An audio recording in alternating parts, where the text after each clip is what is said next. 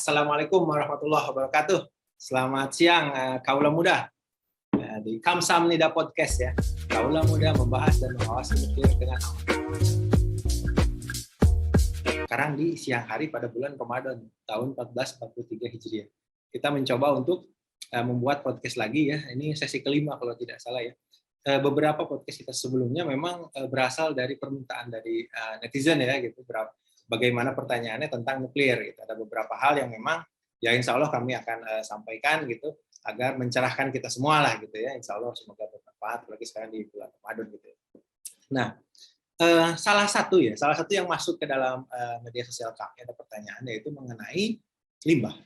Mengapa soal limbah? Karena memang menarik ya dari nuklir ini kita itu atau setiap pengguna ya tenaga nuklir tidak hanya di Indonesia tapi seluruh dunia juga pasti mengalami from cradle to grave gitu ya, dari mulai dalam tanda kutip lahir gitu sampai dengan dikuburkan gitu sampai dengan kematian. Nah gitu. Dalam hal ini bagaimana sih caranya penanganan limbah yang baik gitu, yang benar gitu kan, agar memang pemanfaatan ini sampai dengan penanganan limbah yang terakhir itu tetap mengutamakan keselamatan dan keamanan diri itu sendiri dan juga bagi masyarakat dan juga lingkungan. Nah, pada sesi ini saya akan mendatangkan seorang narasumber yang jauh-jauh dari Queensland ini. Ini kolega saya ini, insya Allah bisa memberikan pencerahan lah ya. Selamat siang Ibu Fatimah. Selamat siang Wiwit. Ya beliau ya. Kolega saya di sini ya di Kamsam Nida Podcast mencoba untuk ya. Ini Kamsam Nida kita sebutnya apa? Kaula muda aja. Apa dong? Kaula muda saja lah gitu kan. Karena kita kan masih muda ya. Selamat bertemu lagi kaula muda dengan kami. Ya, pembahasan kali ini insya Allah ya mengenai limbah ya, karena memang tadi di awal sudah disampaikan bahwa ada pertanyaan mengenai limbah dari netizen nih. Terima kasih atas pertanyaannya, gitu, atas responsnya, itu membuat kami bahagia ya bisa merespons apa yang kami sampaikan gitu. Terima kasih, semoga ini bermanfaat ya. Ya, urusan limbah ini memang menarik ini. Bagaimana ini kaula muda gitu kan? Karena nuklir seperti kita ketahui ya memang berbahaya gitu kan, radioaktif juga berbahaya gitu. Apakah penanganannya juga harus melalui teknik-teknik khusus misalnya gitu, atau bisa aja kita lempar aja gitu kan ke belakang gitu kan, ke tempat sampah di belakang rumah misalnya gitu, atau bagaimana nih gitu kan. Nah, ada beberapa hal yang memang harus kita tanyakan kepada ibu narasumber kita ini. Bagaimana Sis? Tolong dong pencerahan mengenai limbah ini. Oke, selamat siang para kaula muda yang sudah setia mendengarkan podcast kita. Kali ini bahasanya limbah. Limbah setiap kegiatan itu pasti ada hasil akhirnya atau hasil sampingnya atau bisa disebut dengan limbah. Begitu juga dengan penggunaan zat radioaktif. Jadi seperti sebelumnya pernah diketahui bahwa zat radioaktif itu atau energi nuklir itu atau sumber radiasi fermion itu sumbernya ada dua. Ada pembangkit radiasi fermion yang merupakan alat yang menghasilkan X-ray. Kemudian juga ada zat radioaktif yang secara natural memang dia memancarkan radiasi fermion gitu. Nah, yang ini, yang kalau untuk yang pembangkit radiasi fermion berarti itu kan sebenarnya barang elektronik. Yang dia itu kalau tidak mendapatkan energi listrik atau voltase yang cukup, dia tidak akan bisa menghasilkan radiasi fermion. Jadi ibaratnya kalau nggak di on kan ya tidak ada radiasi fermionnya, sehingga limbahnya sendiri bukan dikategorikan kepada limbah radioaktif. Oke, kemudian yang kedua yaitu zat radioaktif sendiri. Zat radioaktif inilah yang disebut dengan limbah radioaktif yang harus dikelola dengan baik, mulai dari si penghasil limbah sampai nanti limbahnya itu ada dua opsi, limbahnya dikirim balik ke negara asal atau limbahnya akan diolah atau akan di-manage oleh pengelolaan limbah nasional Indonesia, limbah radioaktif yang ada di BRIN sekarang atau Batan, PTLR Batan. Mungkin kita bahasnya step by step ya, Wit ya. Oke. Bahwa pertama zat radioaktif itu asalnya pada umumnya berasal dari luar negeri, yaitu diproduksi di luar negeri. Ada juga yang diproduksi di Indonesia, seperti untuk radiofarmaka untuk keperluan kedokteran nuklir, atau dulu juga ada produksi iridium Nah, karena dua sumbernya ini, jadinya dia penanganannya juga ada dua. Kalau dia itu berasal dari luar negeri, jadi dia harus dikirim balik ke luar negeri. Harus ada agreement perjanjian bahwa si pengguna zat radioaktif di Indonesia itu dapat mengembalikan kembali limbahnya ke negara asal. Jadi jangan sampai negara kita ini menjadi tempat limbah radioaktif yang sumbernya itu bukan berasal dari kita. Yang kedua, kalau dia diproduksi di Indonesia untuk zat radioaktif tertutup, itu juga harus di-handle di Indonesia. Kita harus tanggung jawab terhadap limbahnya. Nah, pengelolaan limbah ini ada di dulu namanya PTLR, Batan ya? Batan. Sekarang di BRIN. Pengelolaan limbah radioaktif tersebut ada di Batan atau BRIN. Sekarang itu namanya Pusat Fasilitas Pengelolaan Limbah Radioaktif di bawah BRIN.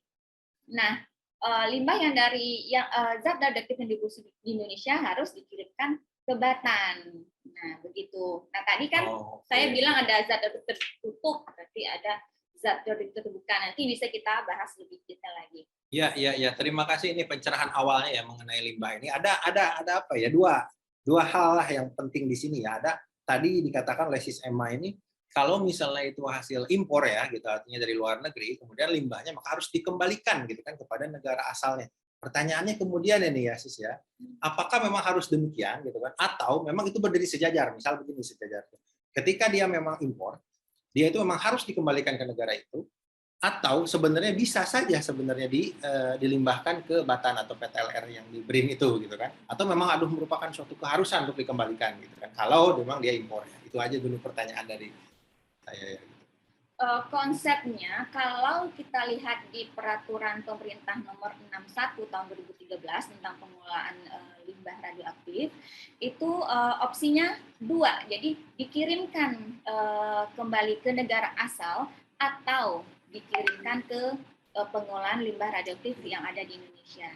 Namun, ini kata atau ini bermakna yang kita inginkan adalah juga seluruh dunia bahwa zat radioaktif yang berasal dari suatu negara yang dimasukkan ke Indonesia, yang digunakan di Indonesia, itu seharusnya itu dikembalikan lagi ke negara pembuat. Oke. Jadi sebelum dia itu diterima di Indonesia, digunakan oleh pengguna, kita meminta harusnya ada agreement, perjanjian, bahwa negara penghasil atau importirnya mau menerima lagi limbahnya. Nanti bagaimana mekanisme pengembalian zat radioaktif tersebut dalam bentuk limbah juga harus ada agreement yang jelas gitu. Oke, bingo. Jadi dalam hal ini kita harus bisa gitu ya memastikan bahwa adanya suatu perikatan gitu ya, berupa perjanjian antara ya yang mau menggunakan ya dalam hal ini gitu dengan dari pihak yang dari luar itu ya. Jadi ada keterikatan gitu ketika pengguna itu ketika sudah ada limbahnya maka harus dikembalikan. Oke lah, jadi dasarnya ke situ ya gitu. Jadi cukup jelas lah kiranya kalau misalnya memang diproduksinya di Indonesia maka ke Batan ya dalam hal ini BRIN gitu ya. Tapi kalau misalnya impor maka ya harus diekspor, artinya dikembalikan lah ke negara asal gitu ya. Oke. Ya. Nah, ini menarik ini. Berarti kalau kayak gitu mengurangi juga jenis limbah di kita kan ya, karena memang dia asalnya tidak berada di negeri ini kan gitu. Nah, tetapi ketika kita berbicara mengenai memang limbahnya memang berasalnya juga memang diproduksi di negeri ini gitu ya. Bagaimana itu penanganannya itu di tempat pelimbahan itu gitu kan ya. Apakah dia itu kemudian kan banyak yang berpikir begini. Limbah itu kan sampah lah ya gitu ya. Secara sederhananya gitu. Tapi kan sampah itu apakah bisa didaur ulang misalnya gitu kan ya? Atau misalnya hanya dibuang saja kemudian tidak berguna gitu kan ya? Atau bagaimana nih gitu kan? Atau harus dikubur misalnya gitu karena berbahaya atau bagaimana nih gitu? Mohon pencerahannya ya Sis ya. Oke. Kalau kita lihat dari jenis limbah radioaktif itu dibagi menjadi 3 pada dasarnya. Pertama, zat radioaktif terbuka atau benda terkontaminasi permukaan, benda terkontaminasi. Jadi ini adalah zat radioaktif yang bentuknya terbuka seperti cair, limbah zat radioaktif cair yang diperlukan untuk kedokteran nuklir di bidang medik, ya untuk diagnosis. Kemudian juga ada sisa-sisa dari sebuah laboratorium atau rumah sakit yang terkontaminasi radioaktif. Pasti ada dong. Nah, limbah-limbah tersebut biasanya waktu paruhnya pendek.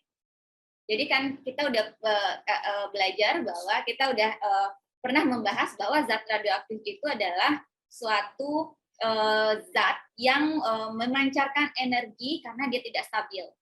Nah, dia akan hilang, energinya itu akan berkurang seiring dengan waktu paruhnya. Dia waktu paruh itu kembali dia ke stabil gitu. Kalau udah stabil berarti dia nggak radioaktif lagi. Nah, untuk zat radioaktif terbuka ini biasanya dia waktu paruhnya pendek. Jadi di rumah sakit itu biasanya mereka punya unit untuk pengelolaan limbah radioaktif dari kedokteran nuklirnya. Jadi mereka harus punya, dan badan pengawas di suatu negara harus memastikan mereka punya gitu. Dan prosesnya itu ya ditunggu, delay and decay.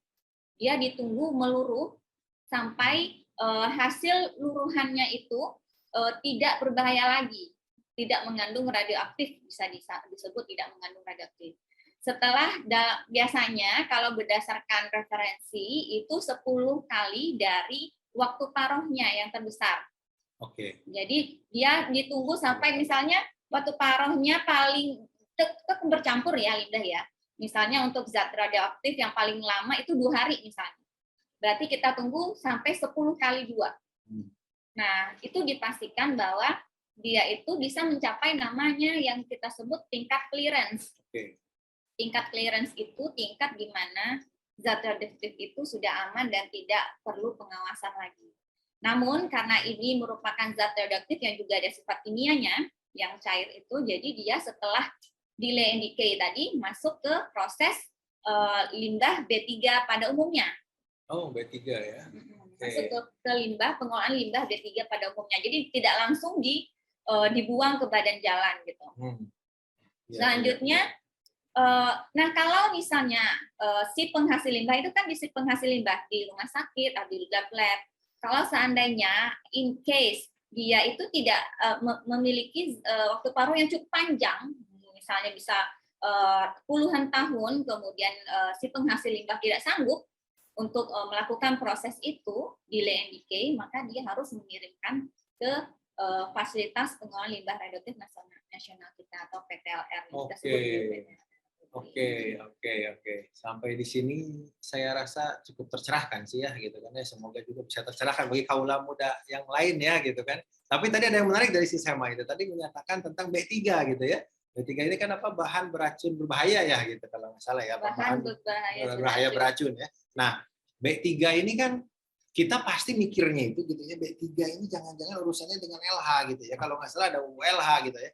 Apakah karena kita sedang berbicara masalah nuklir ini gitu kan.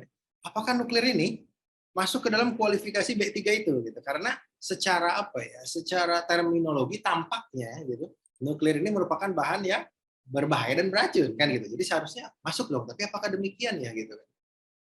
Nah, ini pertanyaan menarik dan gimana ya? Jawabnya mungkin agak-agak kita harus bisa memilah gitu.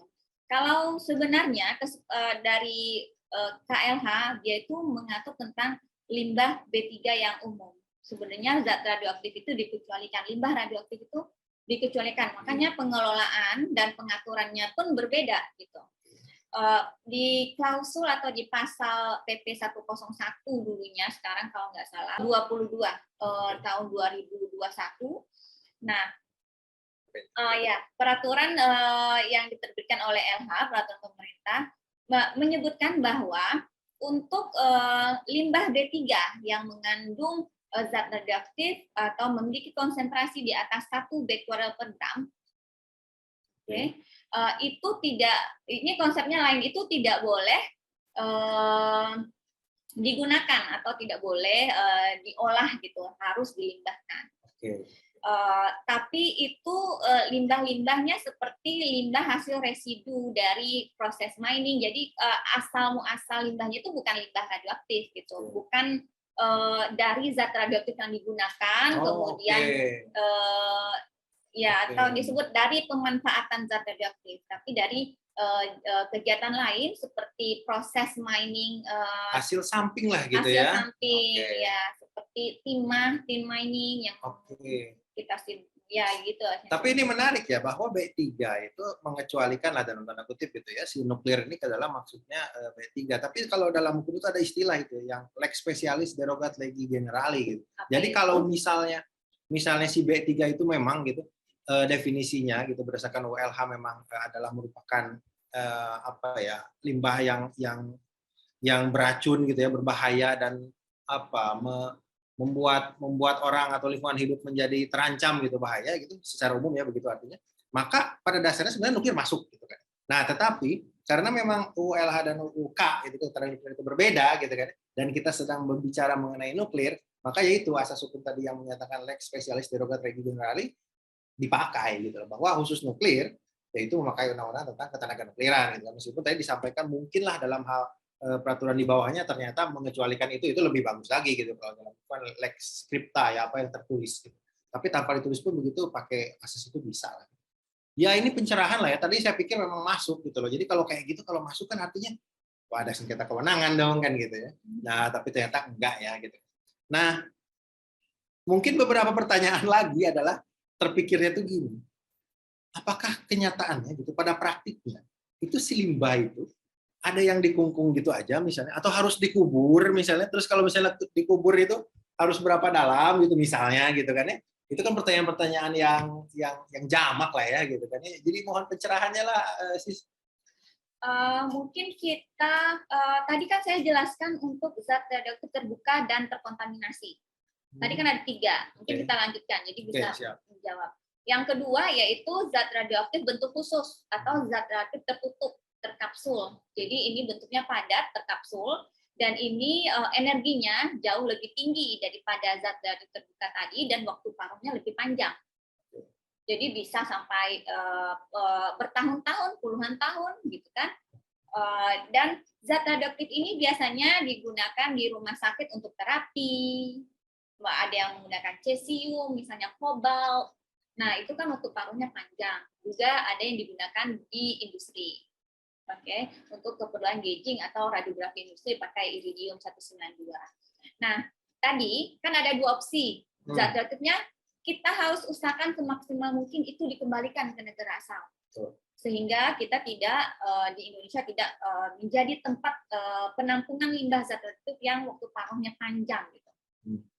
Nah, zat radioaktif ini yang diproduksi di Indonesia atau mungkin ada satu case yaitu tidak bisa dikembalikan ke negara asal, tapi harusnya tidak, itu kan dikelola oleh PTLR atau Fasilitas Pengelolaan Instalasi Pengelolaan Limbah Radioaktif di Indonesia. Si penghasil limbah atau si rumah sakit misalnya, kita contohnya yang paling dekat rumah sakit lah ya. Rumah sakit misalnya dia punya unit radioterapi menggunakan kobalt. Dan ini akan dilimbahkan ke unit pengelolaan limbah di Indonesia. Dia harus mengirimkan limbahnya dengan aman dan selamat dengan mengikuti ketentuan pengangkutan zat radioaktif yang mungkin nanti kita bisa bahas dengan menggunakan bungkusan atau dia harus diangkut dengan tempat yang khusus sampai ke fasilitas pengelolaan limbah radioaktif. Di fasilitas pengelolaan limbah radioaktif nanti BRIN di bawah ORTN, Organisasi Riset Tenaga Nuklir, itu mereka bisa melakukan assessment. If that waste they can recycle the waste, the radioactive waste. Dia bisa recycle atau dia bisa reuse. Misalnya kobalt ini, misalnya aktivitasnya ternyata tidak cocok untuk radioterapi lagi gitu, tidak justify lagi, kurang cukup tenaganya gitu. Oh mungkin bisa digunakan untuk hal lain. Nah itu bisa di-assessment oleh BRIN ORTN. Nanti mereka bisa merecycle atau mereuse lagi zat radioaktif tersebut untuk digunakan untuk penggunaan lain dengan tujuan lain. Ya, intinya untuk mereduce limbah yang akan dikelola. Nah, setelah misalnya hasilnya ini benar-benar limbah, nggak bisa digunakan lagi, maka masuklah ke proses treatment yang akan dilakukan oleh ahlinya di BRIN ORTM itu. Oke, tercerahkan ini siang ini ya. Bagaimana itu limbah bisa sampai ya dilimbahkan gitu kan, nggak berada di pemanfaatan yang kita lakukan lagi gitu ya. Sampai di apa tadi ORTM BRIN gitu yang dulunya Batan gitu ya. Jadi aman dan selamat lah ya gitu ya. Dan tadi katanya kata Sis Emma itu kalau misalnya menuju ke pelimbahan itu harus ada pengangkutan tersendiri gitu ya, yang ada syarat-syaratnya. Berarti pertanyaannya nggak bisa pakai itu dong Kak, gitu kan? Nggak bisa pakai apa tuh namanya jasa-jasa pengiriman yang biasa dong kalau gitu, Jangan ya kan? dong, provider pengiriman gitu ya, nggak ada Iya. yang bisa mau, yang Oh mau iya. nggak ada. Karena kayak kita pun kalau lihat kayak di pesawat gitu ya, ada ya gitu larangan-larangan untuk mengangkut apa gitu ya, hal-hal tertentu gitu ya, termasuk ketiga dan juga nuklir. Oh iya, oke. Iya, bagaimana ini kaula muda semoga tercerahkan ya gitu. Saya sih alhamdulillah ya cukup tercerahkan gitu. Ya semoga kita semua bisa tercerahkan dengan apa yang disampaikan oleh beliau ini dan ya kita sebagai pengguna lah gitu ya, baik itu di Indonesia maupun di luar sama-sama memang benar-benar memanfaatkan tenaga nuklir ini sampai dengan yaitu from cradle to the grave itu gitu sampai benar-benar berakhir lah gitu kan. Nah, kita harus amanah lah dalam hal kayak gini ya. Karena apa? Kalau misalnya kita tidak bisa sampai ke melimbahkan gitu ya, artinya ya ada ancaman gitu kan. Ancaman bagi mana? Bagi masyarakat, bagi lingkungan juga kan gitu ya, Kak ya. Nah, ya amanah itu penting lah ya, apalagi sekarang di bulan puasa kan ya. Nah, salah satu cara gitu kan untuk membuat kita menjadi bertakwa setelah puasa ini karena kan memang puasa untuk bertakwa ya, salah satunya dengan amanah kan gitu. Nah, semoga kita beramanah. Dari mana tahu nggak gitu kan mumpung bulan puasa nih gitu kan. Amanah ini kan asalnya dari mana? Dari sifat-sifat Rasul. Pertama ini sidik gitu kan, kedua amanah, tiga fatona, empat tablik. Nah, kita sedang berbicara mengenai amanah. Ada urusannya dengan nuklir ternyata ya sifat Rasul itu. Jadi salah satu cara agar kita bisa bertakwa, karena kita lagi puasa nih ya, gitu kan ya itu Al-Baqarah 183 itu ya lazina amanu kutiba alaikumusyamu kama kutiba alal ladzina min qablikum la'allakum tattaqun. Nah, bagaimana caranya untuk bertakwa? Salah satunya amanah. Nah, ada apa urusannya dengan nuklir ya gitu ya, nggak apa-apa lah, yang penting sekarang bulan puasa dan tentang nuklir gitu ya. Nah, saya rasa sih dari pertanyaan saya tak ada lagi ya, saya udah cerah gitu ya. Kecuali kalau misalnya kaula muda ada lagi pertanyaan, silahkan lah gitu seperti biasa. Ya membuat kami bahagia ya dengan beberapa pertanyaan-pertanyaan di media sosial kami ini. Terima kasih banyak. Mungkin nanti kita ke sesi berikutnya ya gitu kan, di sesi ke-6. Sekarang kalau nggak salah kita udah ke-5 ya. Pertama apa coba ingat nggak? Pertama Apa itu tentang nuklir. Kedua senjata nuklir. Ketiga proteksi radiasi. Keempat kapal selam bertenaga nuklir. Sekarang kelima tentang lima. Ya nanti mungkin ada ide-ide lainnya. Terima kasih, semoga bisa disampaikan lah ya gitu. Dan terima kasih atas atensinya. Kami mengucapkan terima kasih. Semoga kita tetap sehat, selamat, apalagi sekarang dalam kondisi pandemi. Dan marhaban ya Ramadan. Semoga sehat selalu semua yang melaksanakan ibadah puasa. Terima kasih. Kamsahamnida. Assalamualaikum warahmatullahi wabarakatuh. Waalaikumsalam.